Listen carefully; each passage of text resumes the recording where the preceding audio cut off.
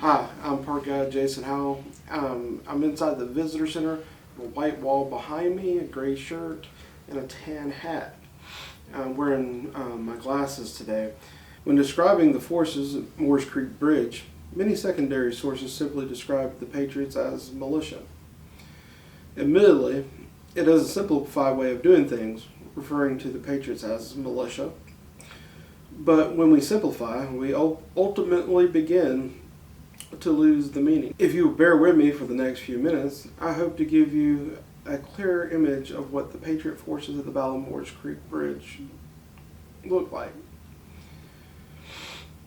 The truth of the matter is, the vast majority of the Patriot fighting force at the Battle of Moores Creek Bridge, February 27, 1776, were Minutemen. Now, there were some militia at the battle, and they did arrive under the command of Richard Caswell, who is often referred to as the militia commander. Caswell is a militia commander, and he had his own battalion of Minutemen under his command as well. Once I explain the military structure in North Carolina, it will become a little clearer as to why Caswell was the militia commander, or is known as the militia commander. So, to describe what a Minuteman is, we first must understand militia. The militia is mandatory for all men between the ages of 16 and 60, free man or servant. This is required by law in North Carolina. They train 4 times a year, and they're called out in the case of emergencies to defend their communities. One of the most notable militia gatherings in North Carolina was during the Spanish attack of 1747, when a local militia ran a substantially larger force of pirates out of Brunswicktown. Now, militia running the pirates off is a standard thing, but what makes this notable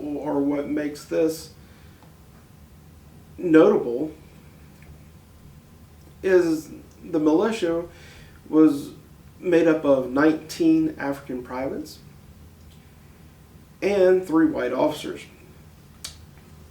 You guessed it, servants is just a polite way of saying slaves. Now, the Minutemen came to North Carolina by way of Massachusetts. The Minutemen worked so well during the battles of Lexington and Concord that the Continental Congress ordered that all of the colonies needed to adopt this practice. Probably one of the most glaring differences between the Minutemen and the militia is that the militia was required by law, and the Minutemen were volunteers. Minutemen tended to be younger. Instead of 16 to 60 like the militia, they were 16 to 25. Their training lasted 3 weeks straight, and they met twice a month after that to drill. Also, the Minutemen were required to keep their weapons on their person anywhere they went to be ready in a minute's notice. Per North Carolina law, no militia commander could outrank a Minuteman commander.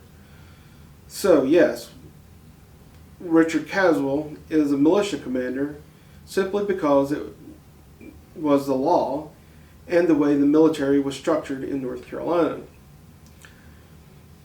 Although we cannot say for sure, but of the 1,000 Patriots at Moores Creek Bridge on February 27, 1776, 800 of them were Minutemen, and no more than 200 were militia. We hope you enjoyed this video and hope to talk to you again soon.